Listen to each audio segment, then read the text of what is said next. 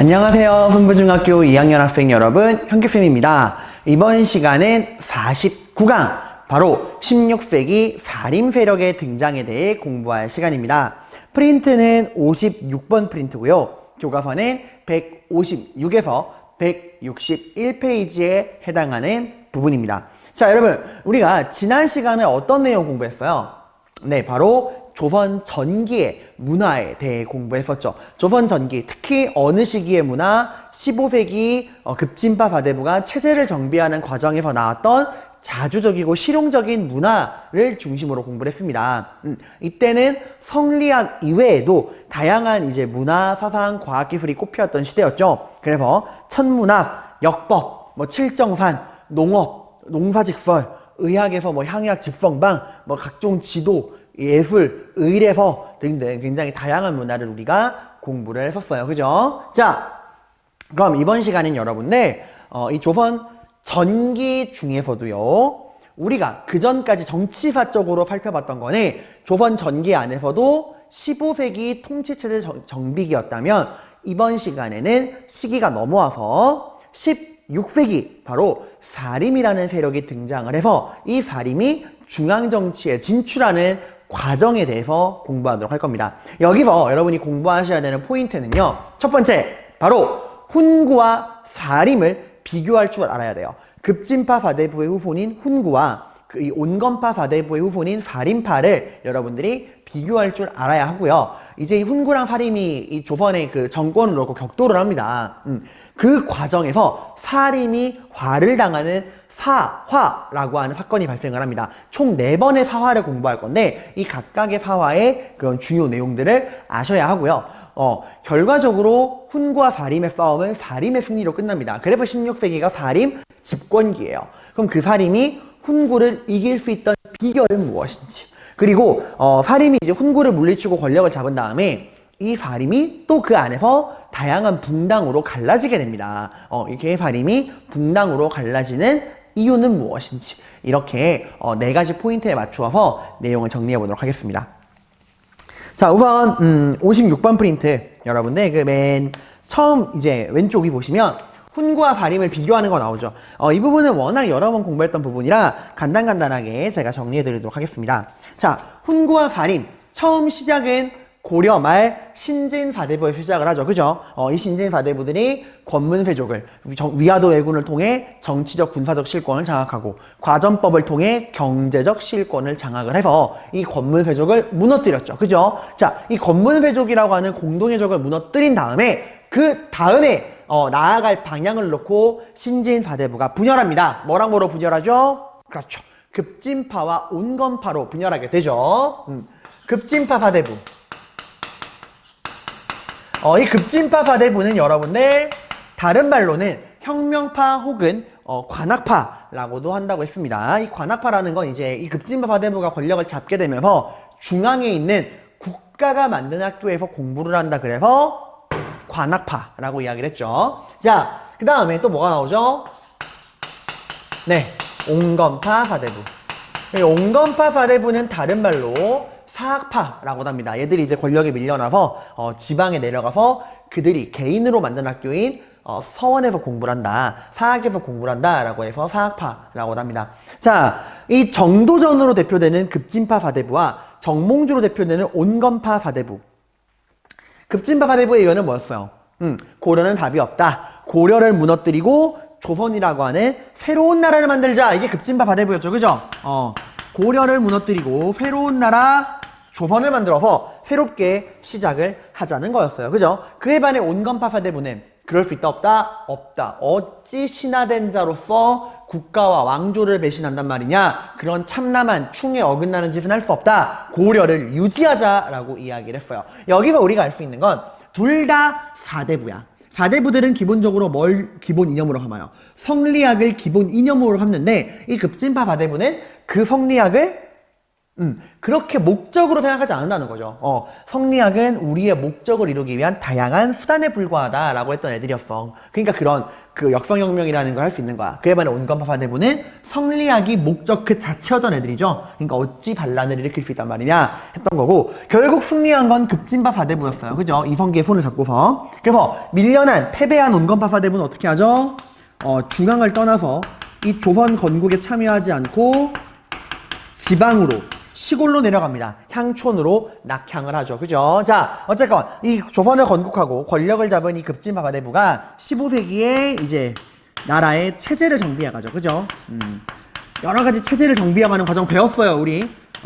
이 급진파파대부가 15세기에 어떻게 조선이라는 나라의 체제를 정비하는가, 이거에 관해서 우리가 공부를 했습니다. 자, 그럼 그들이 만들고자 하는 조선은 어떤 나라였어요? 그들의 목적은 뭐였죠? 바로 모든 권력이 어디로 모여야 한다? 중앙으로 모여야 한다.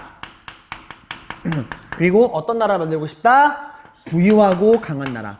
부국강병. 힘세고 강한 나라를 만들고 싶은 게 그들의 목적이었죠. 이게 얘들의 목적은 이거야. 이 급진파파대부의 목적은 중앙집권 부국강병이에요. 그러니까 이 목적을 이루기 위해서 성리학은 이 목적이 아닌 거야. 성리학은 이 중앙집권과 부국강병이라는 목적을 이루는데 필요한 수단, 여러 가지 수단 중에 하나다라고 이야기를 했죠. 그래서 이 중앙집권과 부국강병이라는 목적에 도움이 된다면 성리학 이외에도 도움만 되면 다양한 사상을 받아들일 수 있다. 그래서 과학이라든가 기술, 여러 가지 사상을 받아들였죠. 그래서 15세기에 그렇게 다양한 과학기술이 발전할 수 있는 거야. 왜? 부국강병에 도움이 되니까. 그에 반해 이 지방으로 내려간 온건파파대부는 뭘 합니까? 자포자기한 게 아니라 그랬죠. 지방에 내려가서 학문을 연구하고요, 학교를 만들어서 제자를 길러냅니다. 비록 우리는 패배했지만 우리의 제자들이 우리의 꿈을 이루어줄 것이다 해서 제자를 길러냅니다. 그럼 그들이 만들고자 하는 나라, 이 온건파파대부가 꿈꾸는 나라는 어떤 나라예요? 일단 얘들은 지금 서울에 있는 게 아니라, 중앙에 있는 게 아니라 어디 내려와 있어? 지방에 내려와 있지. 얘들은 권력을 어디로 나눠주어야 한다? 지방에 나눠주어야 한다. 그리고 그 지방에서 우리 같은 양반들, 그 지역에 있는 양반들이 그 지역의 일은 알아서 하도록 자율권을 주어야 한다 해서 이제 향촌 자치를 이야기를 합니다. 그리고 그들이 만들고자 하는 나라는 단순한 부국강병, 그러니까 단순히 힘센 나라가 아니라 그랬죠. 어떤 국가? 성리학적인 이상국가. 왕이라고 할지라도 성리학에서 정해준 법도를 따라가는, 그 길을 따라가는 왕도 정치. 여기서 알 수 있는 건 이 온건파파대부의 목적이 뭐라는 거야? 왕도 정치. 이게 뭐야? 그러니까 목적 자체가 뭐라는 거예요? 성리학적인 이상국가. 이게 목적인 거야. 그러니까 성리학 자체가 목적인 거예요, 얘들한테는. 얘들은 성리학은 뭐 목적이 아니라 수단이다, 이게 아닌 거야. 그러니까 성리학 그 자체가 목적인 거야. 그러니까 성리학 그 이외에 다른 사상을 받아들일 마음이 있어 없어? 없는 거야. 과학기술 같은 거, 다른 사상을 받아들일 마음이 없어. 그러니까 이게 성리학을 바라보는 차이예요. 다른 데 목적이 있고 성리학은 그 목적을 이루는 수단이냐, 성리학이 목적 그 자체냐, 이렇게 생각의 차이가 많이 난다는 거죠. 자, 아무튼 이렇게 이제 15세기가 흘러가. 15세기의 온건파파대부는 지방에서 이렇게 공부를 하고 제자를 양성하고, 중앙에서는 급진파파대부가 체제를 정비하고, 이게 15세기였는데 여러분들 상황이 좀 변합니다. 우리 어찌 내가 왕이 될 상인가 하는 그 수양대군 기억나죠? 수양대군이 반란을 일으켜서 조카 단종을 몰아내고 왕이 됩니다. 이게 뭐였죠? 바로 계유정난이었죠. 영화 관상이 이 사건을 배경으로 한 영화예요. 자, 이 세조의 계유정난, 이 반란을 여러분들 도와준 애들이 있잖아. 그치? 사실 이건 여러분 정말, 그때 제가 정치할 때 얘기했지만 아무런 명분이 없는 반란이야. 단종이 뭘 잘못한 게 아니란 말이에요. 단종은 세종대왕 손자야. 세종대왕 다음에 문종, 그 아들이 단종이에요. 그러니까 정통성에서 아무런 흠잡을 게 없어. 그 단순히 본인이 왕을 하고 싶다 그래서 정당한 왕을 끌어내린 반란이란 말이야. 이 말도 안 되는 반란에 어쨌건 동조한, 세조를 도와서 이 반란을 성공시킨 공신들이 있잖아요. 세조의 공신들. 세조는 이 공신들 어떻게 했죠? 엄청 잘 대줬죠. 그래서 이 세조의 계유정난으로 여러분들, 세조의 반란을 도와준 공신 세력이 형성이 되고, 세조는 이 공신들에게 어떻게 합니까? 엄청난 권력을 나누어 주고요, 대토지를 소유하게 해줍니다. 이게 참 여러분 안타까운 일이라고 했죠, 여러분들.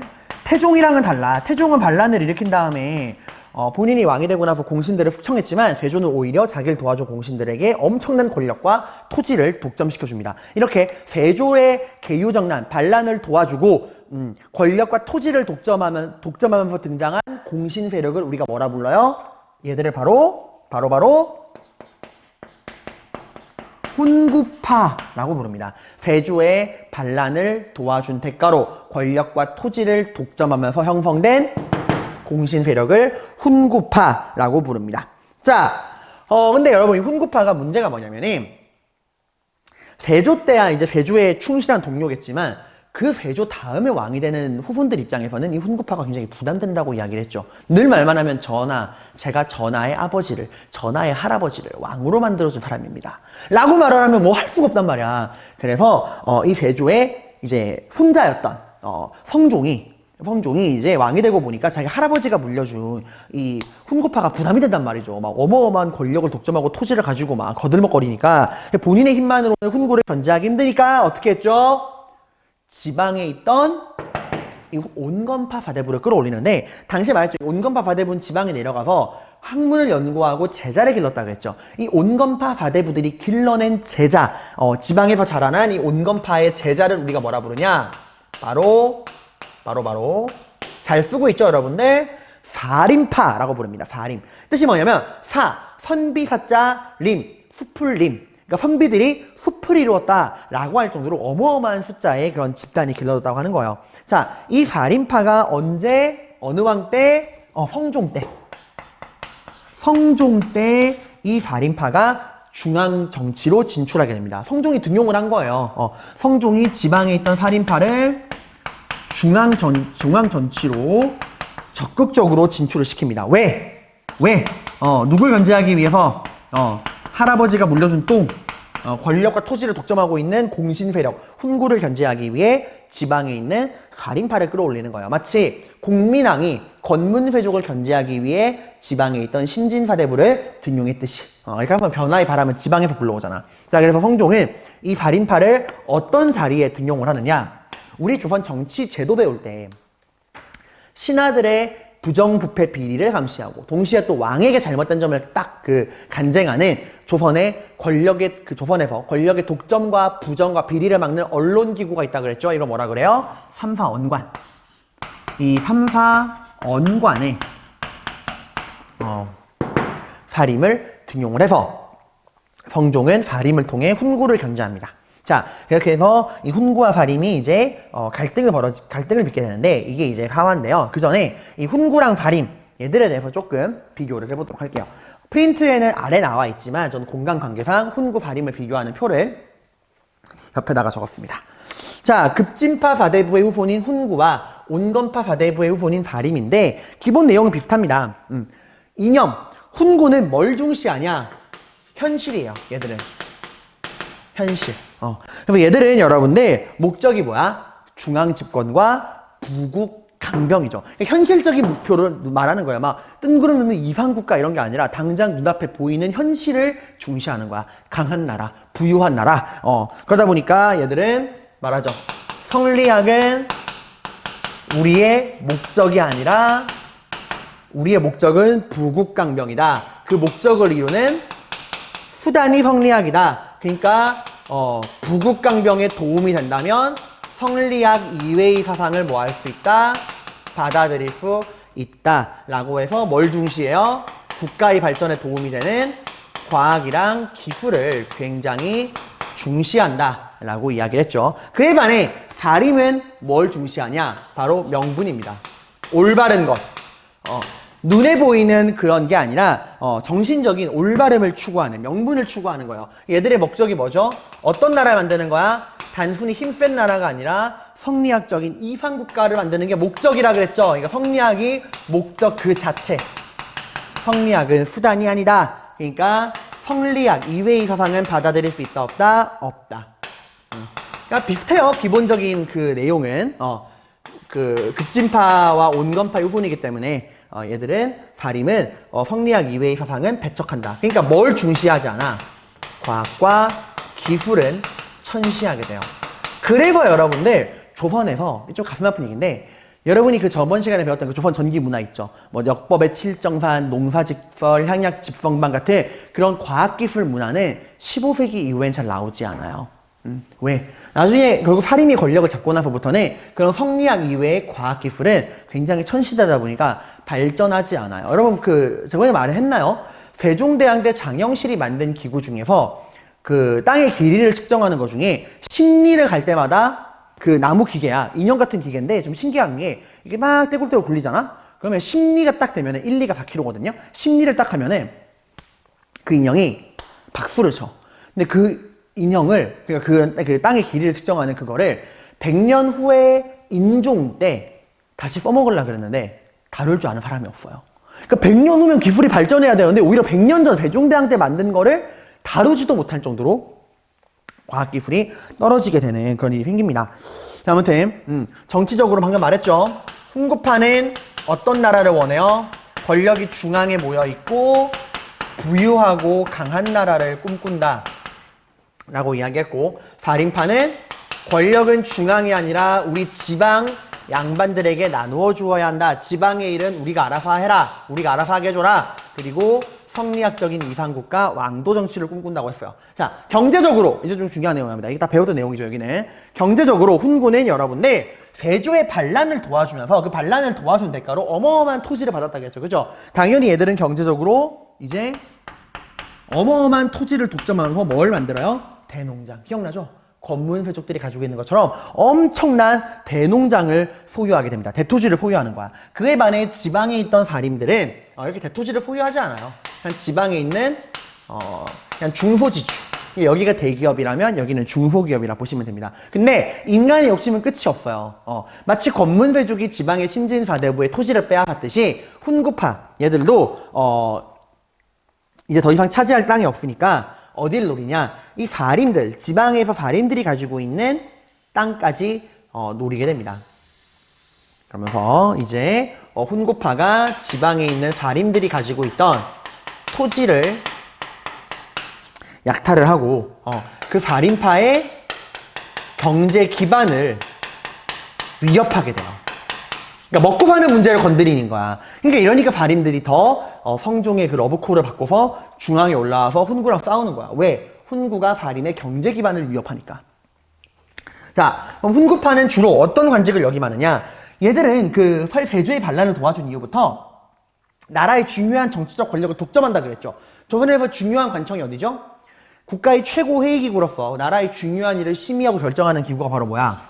의정부잖아. 그치? 그리고 의정부에서 결정된 내용을 실행에 옮기는 전문 부서가 뭐죠? 육조예요.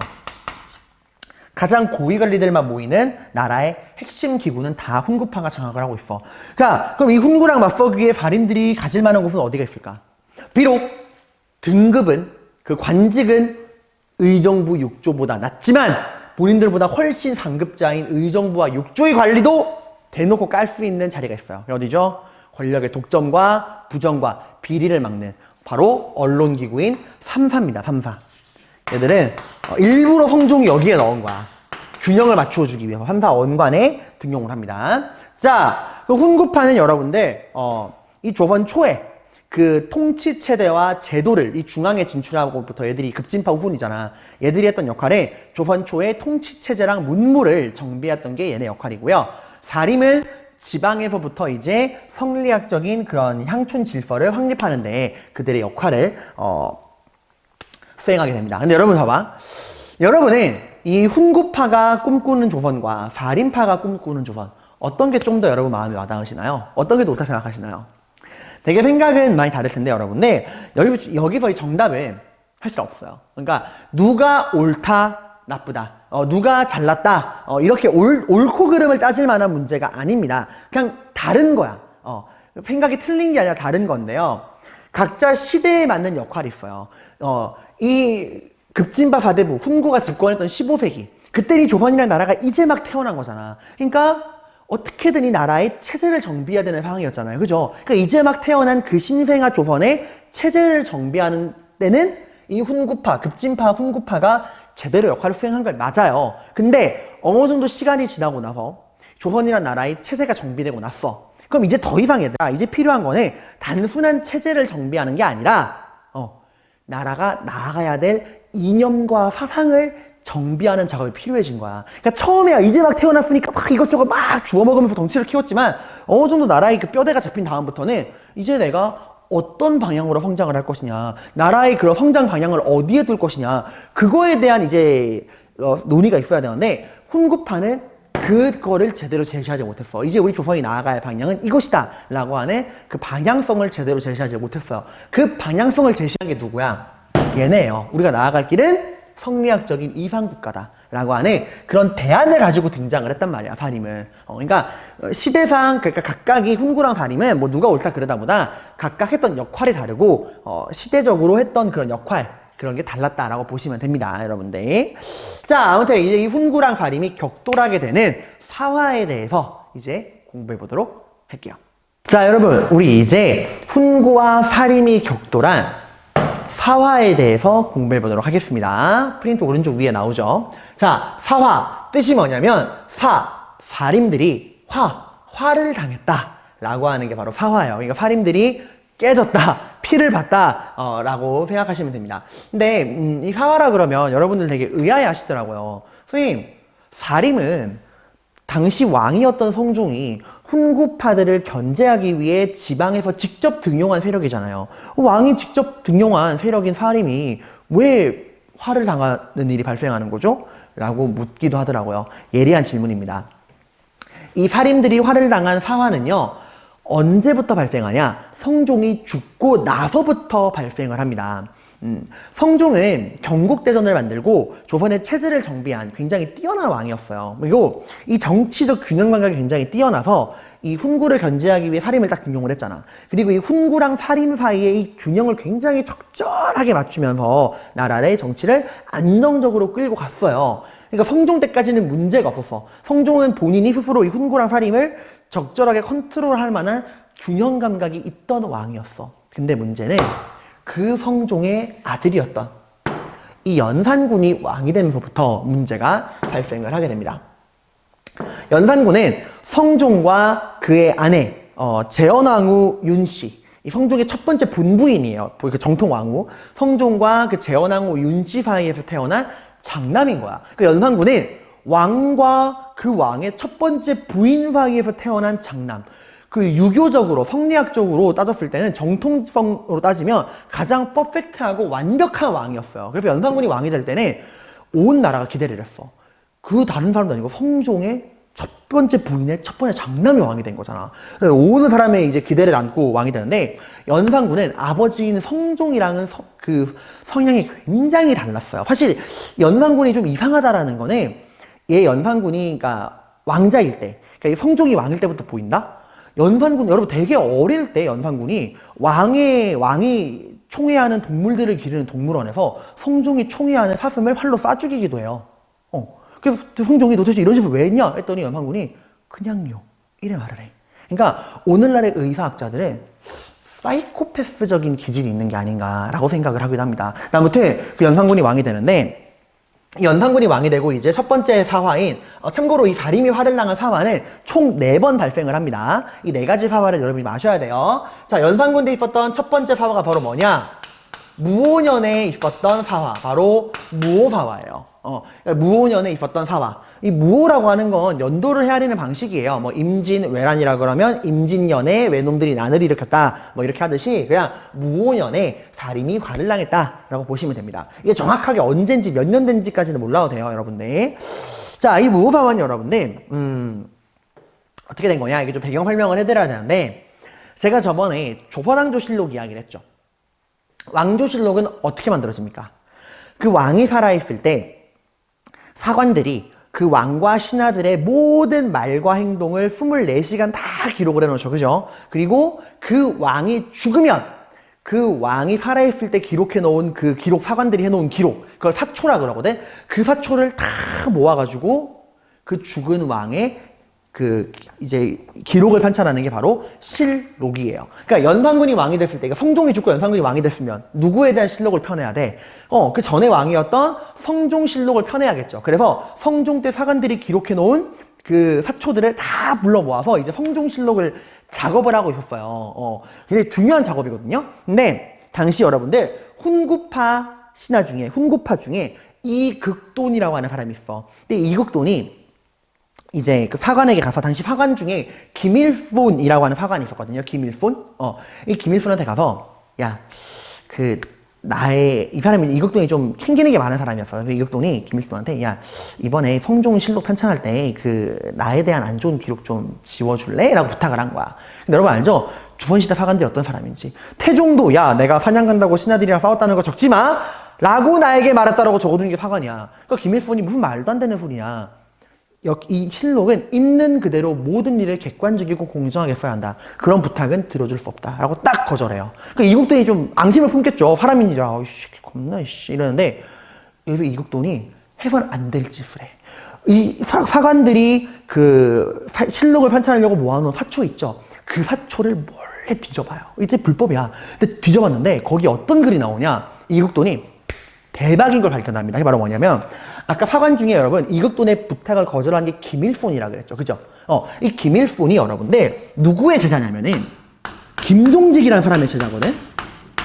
이 김종직은 여러분 아까 사림이 본격적으로 등용된 게 언제라 그랬죠? 성종 때라 그랬죠. 그죠? 그 성종 때 등용된 대표적인 사림이 김종직이야. 그 다음부터는 다 그 김종직의 제자들이었거든요, 여러분들. 김일손도 김종직의 제자예요. 그래서 김일손이 사초를 쓸 때 자기의 스승이었던 김종직이 쓴 조의제문 이라고 하는 글을 이제 이 역사서 실록에 넣으려고 모아놓은 거야. 근데 이게 어떤 글이냐? 조문한다. 우리가 여러분 장례식에 누군가 죽으면 장례식을 치르고 그때 가서 사람들의 그 죽음을 슬퍼해주는 걸 조문한다 그러거든요. 그러니까 슬퍼한다. 누구의 죽음을? 의제의 죽음을. 의제의 죽음을 슬퍼하며 조문하며 쓴 글. 이게 조의제문이라는 거예요. 이게 의제의 죽음을 추모한다라는 뜻이에요. 그러면 의제가 누구냐? 이게 누구냐면 중국 인물이야. 오늘 세계사 시간이니까 간단하게 말할게요. 의제가 이제 초나라라는 나라의 황제였는데 그 의제의 신하 중에 항우라고 하는 굉장히 포악한 신하가 있었어. 항우가 의제를, 황제잖아. 황후는 신하고. 근데 의제가 자기한테 막 뭐라고 한다 그래서 항우가 신하된 자로서 황제인 의제를 때려 죽인 다음에 강물에 빠뜨려서 죽여버려. 시체를 해버리니까 자기 왕을 죽이고 그 시체를 물에 빠뜨려버린 거예요. 어마어마한 대역죄죠. 그죠? 그래서 김종직이 이렇게 글을 쓴 거야. 내가 하루는 하고 자고 있는데 내 꿈에서 웬 젊은 남자가 뿅 하고 나타나더래. 그래서 이제 김종직이 무엇입니까? 물었더니 나는 초나라 황제 의제다. 내가 내 신하인 항우에게 죽임을 당하고 강에 빠뜨려서 죽임을 당했다. 난 너무 억울하다. 해서 이제 김종직이 잠에서 깬 다음에 억울하게 죽은 의제의 이 죽음을 내가 조문해주겠다 하고 쓴 글이 조의제문이야. 그리고 이거를 김종직의 제자인 김일손이 실록에 실으려고 한 거예요. 자, 이게 뭐가 문제냐? 이국돈이 이걸 보고 와 대박이다. 왜 그랬냐? 이건 그냥 단순히 의제의 죽음을 추모한 게 아니야, 얘들아. 이거 굉장히 엄청난 고도의 돌력각입니다. 조선에서도 이랑 비슷한 일이 있었죠. 신하가 왕을 죽인 사건. 그게 뭐죠? 그렇죠. 수양대군이 얘들아 개인적으로는 단종의 삼촌이지만 어쨌건 단종은 왕이고 수양대군은 그 단종의 신하란 말이야. 근데 반란을 일으켜서 왕을 몰아내고 자기가 왕이 되고 조카인 왕을 죽여버렸잖아. 그치? 그러니까 이거는 여러분들 마치 항우가 의제를 죽인 것처럼 이거 뭐에 비유한 거냐면 세조가 단종을 죽인 거. 그 사건을 비유한 거야. 그러니까 비유하자면 항우가 누구야? 항우가 세조고 항우가 죽인 의제가 누구라는 거예요? 단종이라는 거예요, 여러분들. 그러니까 이거 한마디로 뭐야? 세조가 반란을 일으켜서 단종을 죽이고 왕이 된 그거를 비판하기 위해서. 근데 차마 대놓고 비판할 수는 없으니까 이런 글을 쓴 거야. 왜 이런 글을 썼냐? 얘들은 살인이잖아. 뭘 중시해요? 성리학. 성리학적 명분으로 봤을 때 이건 도저히 용납이 안 되는 사건인 거야. 그래서 이거를 깐 거예요. 이거 돌려가긴 한 거야. 옛날 이야기를 들먹여서.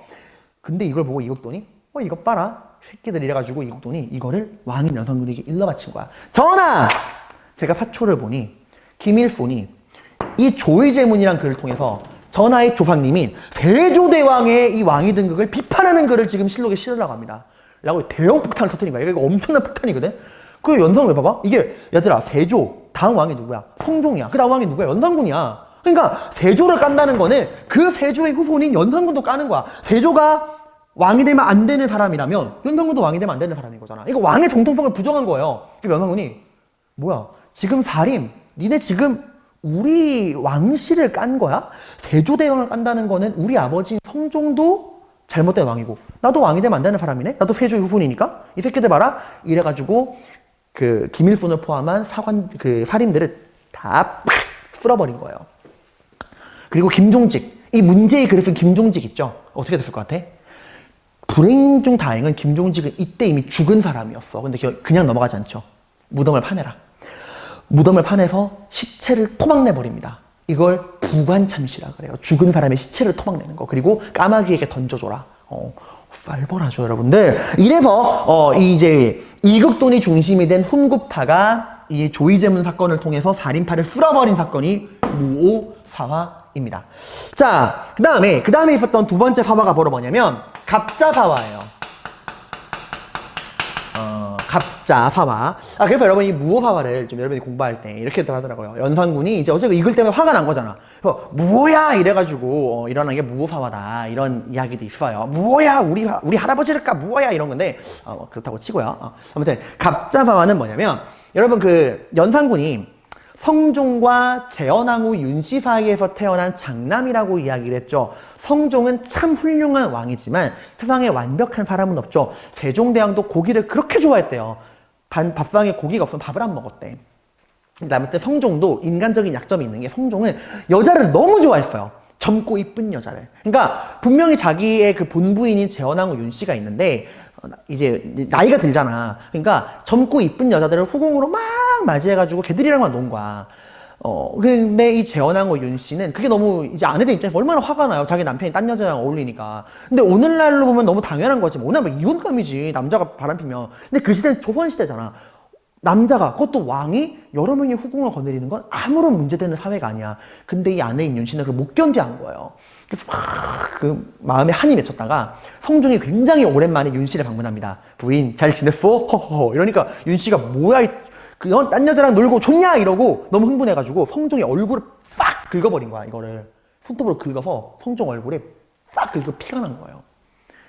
아무리 왕비라고 해도 왕의 얼굴에 상처를 냈다 이건 대역죄야. 그래서 이 윤씨를 마음에 안 들어하던 경쟁자 성종의 젊은 후궁들과 또 이 윤씨의 시어머니, 그러니까 이 성종의 어머니 인수대비, 이 시어머니랑 며느리 사이가 되게 안 좋았거든.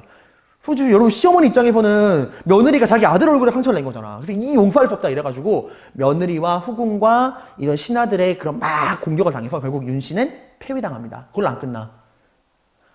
죽어요. 사약을 내리고 죽어. 그러니까 어떻게 보면은 윤씨 당시 그 연산군을 낳은 상태였거든. 그러니까 깐난애기야. 그러니까 어떻게 보면은 어린 세자를 낳은 세자의 친어머니인데도 왕의 얼굴에 상처를 냈다는 이유로 사약을 먹고 죽은 거예요. 근데 생각해봐. 이러면 연산군이 크고 나서 난 내 엄마가 없어. 우리 엄마 어떻게 됐어? 물었을 때 전하의 어머니는 이러이러해서 사약 먹고 죽었습니다. 이러면은 뭐라 그럴까? 우리 엄마의 원수가 겠다 이럴 수도 있잖아. 얘들아 왕이 우리 엄마의 원수가 겠다 이러면 당시 윤씨를 폐비시키라는데 동의했던 뭐 인수대비나 성종의 후궁들이나 거기에 찬성했던 신하들 다 위험한 거야. 그래서 성종이 자기 아내를 폐위시키고 죽인 다음에 엄명을 내립니다. 윤씨의 죽음을 절대로 연산군 귀에 들어가게 하지 마라. 그래서 철저히 비밀로 지키라고 이야기해서 당시 연산군은 굉장히 깐난애기였기 때문에 처음부터 그냥 엄마가 자기를 낳다가 죽었다 그냥 자기를 낳다가 병으로 죽었다 그렇게만 알고 있었어. 근데 당시 훈구 대신 중에서요 여러분들 임상홍이라고 하는 사람이 있어요. 희대의 간신이야. 실제로 여러분 영화 간신이라고 아시나요? 알면 안 되는데 그 19세 영화거든요 여러분들. 근데 아무튼 그 간신에도 나오는 임상홍이라는데 얘가 연산군의 마음을 얻기 위해서 이 연산군의 엄마의 죽음, 폐비 윤씨의 죽음을 들고 나온 거야. 그 폐비 윤씨가 사약을 먹으면서 실제로 얼마나 억울해. 그 자기 왕의 아내고 왕자의 세자의 친엄마인데 이렇게 그 남편, 바람핀 남편 얼굴에 상처가 있다고 사약 먹고 죽으니까 너무 억울해서 죽으면서 사약을 먹고 피를 팍 토하면서 그 피를 이제 손수건에다가 이제 피를 토하면서 손수건에다가 피를 팍 토해요. 그리고 이거를 자기의 그러니까 윤씨의 엄마, 그러니까 그 연산군 입장에서는 외할머니죠. 그 할머니한테 맡겨놔. 내 아들이 왕이 되면은 나의 억울한 죽음을 알려주세요. 했는데 이 성종이 딱 엄명을 내려가지고 이 윤씨의 엄마, 그러니까 그 연산군의 외할머니는 왕실에 접근도 못해요. 근데 이걸 임사홍이 몰래 만나러 가서 그 연산군의 엄마 폐비 윤씨의 그 피 묻은 척삼을, 피 묻은 손수건을 딱 얻어온 거야. 그리고 전하, 이게 뭔지 아십니까? 전하의 어머니이신 억울하게 패비당한 윤씨 마마의 피가 묻은 적삼입니다. 그러니까 연산군이 띠용? 우리 엄마 병들어 죽은 거 아니었어? 아닙니다. 당시에 특히 윤씨를 깐 게 누구냐면 살인들이야. 살인들 말했죠. 성리학적으로 옳고 그름을 따지는 애들이잖아. 그래서 이런 조이제문이랑 글도 쓴 거잖아. 걔네 입장에서는 어디 여자가 남편에게 그런 짓을 하느냐.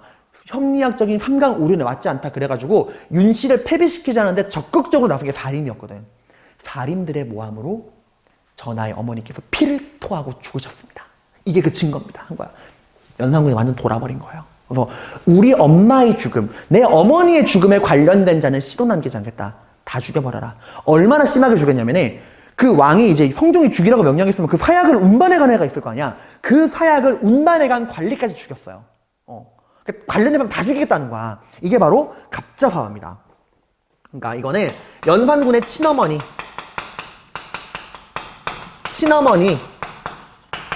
그 패비 윤씨의 죽음, 패비 윤씨의 그 죽음 문제,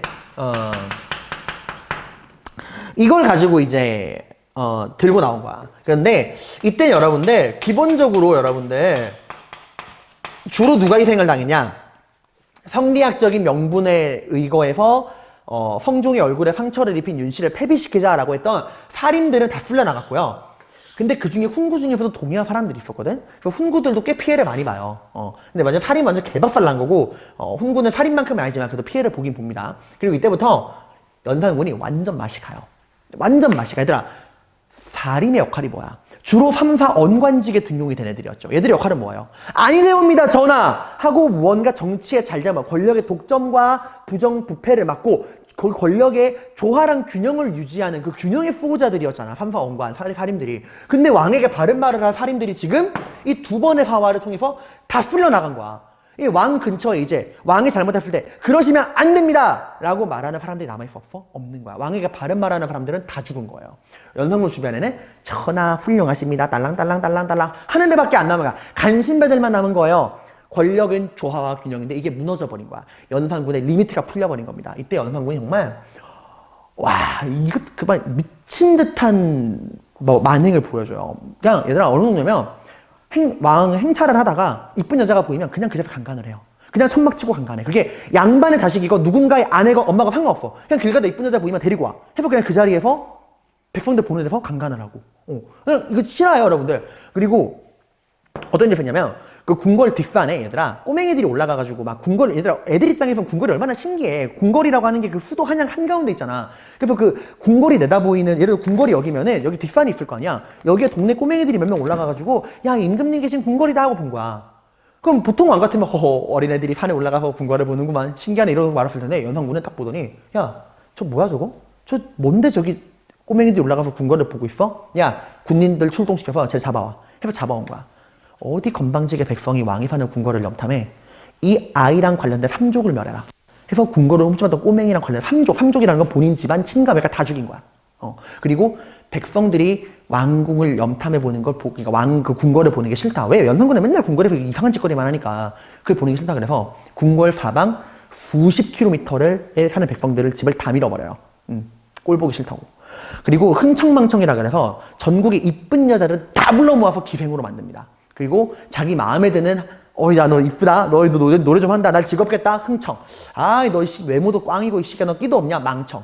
이래가지고 하고요. 성균관은 뭘로 만들었냐면 여러분들 성균관은 사냥터로 만들고요. 그 흥청망청 중에서 이제 그 연산군에게 뽑힌 기생들을 흥청이라 그랬죠. 흥청팀이 머무는 숙소가 어디냐면 집현전이에요.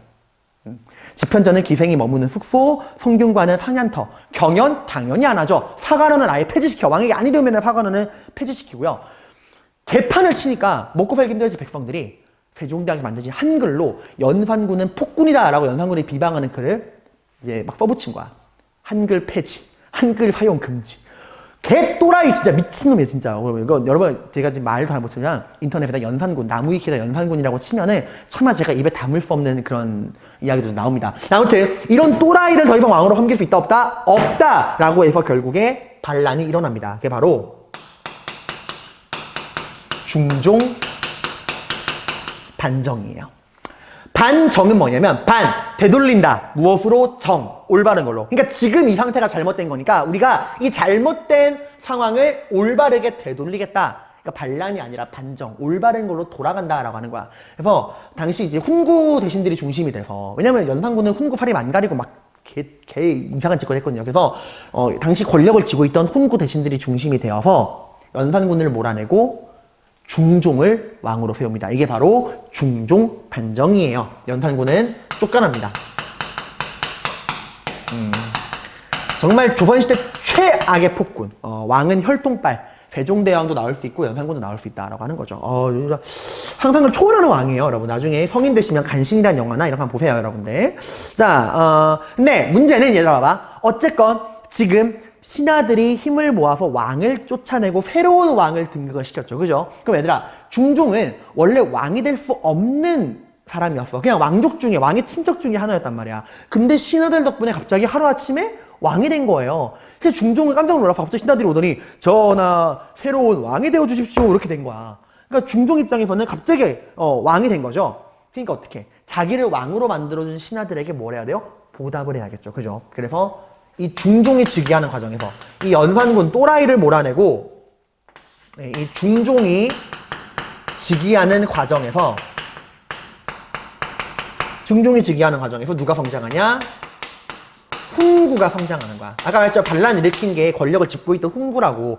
또 이번에도 반란을 일으키는 과정에서 중종을 왕으로 만들어준 훈구들이 성장을 합니다. 이걸 우리가 뭐라 그러냐? 반정공신이라 그래요. 반정공신. 마치 세조의 계유정난을 도와 세조를 왕으로 만들어주는 과정에서 공신들이 성장했듯이 이번에도 중종을 왕으로 만들어주는 과정에서 이 훈구들이 성장을 합니다. 당연히 중종은 자기를 만들어준 이 반정공신 훈구들에게 보답을 해야 되니까 권력을 독점시켜주고요. 또 어마어마한 대토지를 나눠주게 됩니다. 그래서 여러분, 이 공신들이 나오면 국가 입장에서 되게 안 좋아. 공신들에게 내려지는 토지는 공신전이라 그래가지고요. 세금을 안 내요. 국가의 공을 세워 받은 토지에 어찌 세금을 매긴단 말이야. 그리고 공신전은 자손들에게 세습도 돼요. 그러니까 이런 공신들이 늘어나면 늘어날수록 국가 입장에서는 세금을 걷지 못하는 땅이 늘어나는 거야. 그러니까 되게 안 좋은 거죠, 여러분들. 어쨌건 여러분, 중종은 왕이 되긴 했지만 허수아비 왕이었어. 왜? 이 훈구들이 버티고 있잖아. 진짜 그랬어요. 전하를 왕으로 만들어준 게 우리 아니에요? 어디 우리한테 뭐라 그래요? 당신 우리 아들 왕도 못 됐어. 막 이런 식으로 신하들이 나와버리니까 중종은 완전히 허수아비 왕인 거야. 이름은 왕이고 아무런 실권이 없는 거예요. 그러니까 중종이 이게 기분이 좋아, 안 좋아? 안 좋은 거야. 그러니까 왕다운 왕이 되고 싶어서 자기를 왕으로 만들어준 건 고맙지만 자기를 허수아비로 만들고 모든 권력을 빼앗아간 이 반정공신 훈구들을 견제하고 싶은 거야. 그럼 견제할 거면 누굴 또 끌고 와야 돼? 그치. 성종이 훈구를 견제할 때 사림을 끌고 왔대. 역시 중종도 이 훈구를 견제하기 위해 또 지방에 있는 누굴 끌고 와? 사림을 등용을 하게 됩니다. 자, 여러분, 우리 이번 시간에 신진사대부가 이제 급진파와 온건파 사대부로 분열을 했고, 이 급진파와 온건파 사대부가 각각 어떠한 발전 과정과 어떤 성격 가지고 있었는가, 그리고 그들의 후손인 훈구와 사림들이 어떤 특징을 갖고 있는가, 이 훈구와 사림의 특징을 우리가 비교를 했죠. 그리고 이 훈구와 사림이 격돌하게 되는 바로 무엇? 사화에 대해서 공부를 했습니다. 사림이 화를 당했다. 사화, 총 4번의 사화가 발생을 하는데 오늘 우리는 그 중에서도 2개의 사화를 공부했죠. 그죠? 김종직이 쓴 조의제문이 문제가 되어서 일어났던 무오사화. 무어야! 이러고 그 다음에 연산군의 친어머니의 죽음과 관련된 갑자사화. 갑자기 이제 와서? 갑자기 사화. 갑자사화. 그리고 그렇게 이제 갑자사화 이후에 왕을 견제할 사림들이 사라지고 나서 정치를 개판치던 연산군을 몰아내고 중종을 왕으로 세운 중종반정이 일어나고, 이 중종반정 과정에서, 그러니까 연산군을 쫓아내고 중종을 왕으로 만들어주는 과정에서 형성된 이 반정공신 훈구들이 어마어마한 권력과 토지를 독점을 하게 되는 문제가 발생을 하고, 이걸 또 견제하기 위해서 성종이 사림을 등용한다 까지 공부를 했습니다. 다음 시간에는 이제 이 중종이 이 반정공신 훈구들을 견제하기 위해서 어떻게 사림을 등용하느냐, 그때 등용된 사림들이 또 어떤 활동을 하느냐, 이 사화의 뒷이야기를 살펴보도록 하겠습니다. 고생 많으셨습니다.